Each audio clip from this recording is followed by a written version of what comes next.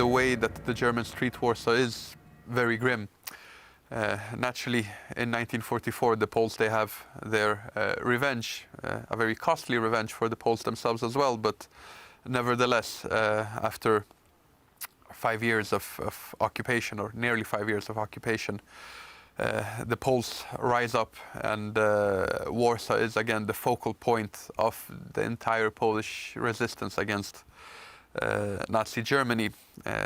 As I mentioned previously, the city ends up completely devastated as a result. First 2 months of intense fighting in typical urban combat from house to house, with the Germans again using a lot of artillery and aerial bombing. But once Warsaw surrenders, the Germans, Adolf Hitler, had been thrown into a flurry of rage when he found out that the Poles had launched the uprising with the Red Army on the outskirts of Warsaw. So he decided that he would make an example out of Warsaw, and instead of spending those precious resources that he still had on the fight against the Red Army, he decided to have thousands and thousands of Germans to be completely focused on either robbing Warsaw of all valuables that they had, then simply having people going house to house and setting them on fire, or even using dynamite to blow the buildings up. So Warsaw really is a completely devastated city after the war, on a scale that only really Stalingrad, Hiroshima can be compared with. Maybe Dresden as well on a smaller scale, but probably Dresden doesn't really compete with Stalingrad, Hiroshima, and Warsaw.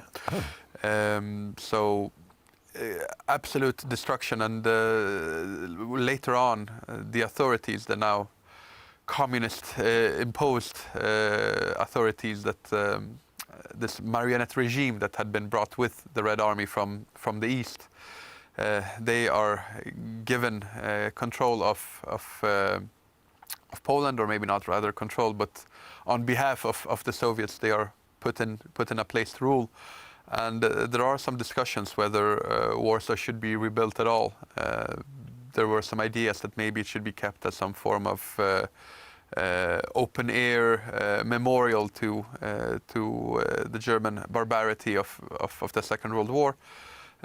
In the end, a decision is taken that the capital should be rebuilt, and people are being encouraged to move back.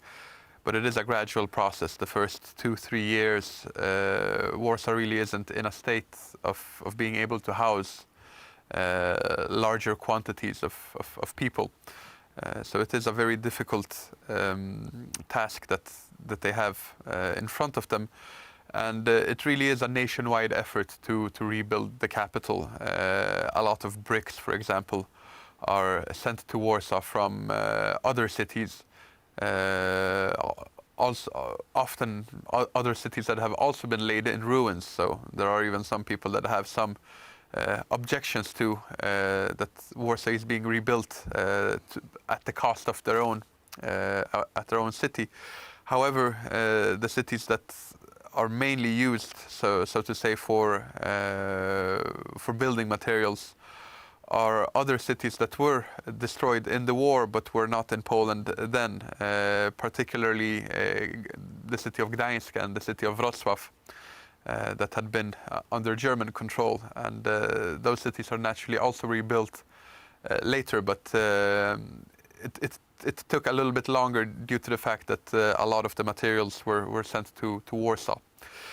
The communists in general, they do realize that they're trying to win hearts and minds in Poland, and they use the old carrot and stick method. So naturally, as in any communist society, terror is one of the methods, but they do try to sway opinion as well with new infrastructure projects, and there is a number of projects that are built in Warsaw in those 10 years or so between the end of the war and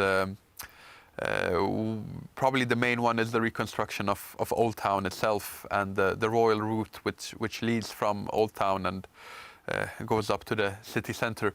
That project is more or less finished by 1953, so it was an 8-9 year process that was back-breaking, but very impressive. Adam, as usual, the clock in the corner of the room is showing that we've run out of time, but we'll pick it up next time, so thank you. There we are. I've had to interrupt Adam almost in mid-sentence, but fear not. If you join us next time, as we hope you will, we'll pick up the story and continue our examination of the history and modern development of Warsaw. Thank you for watching.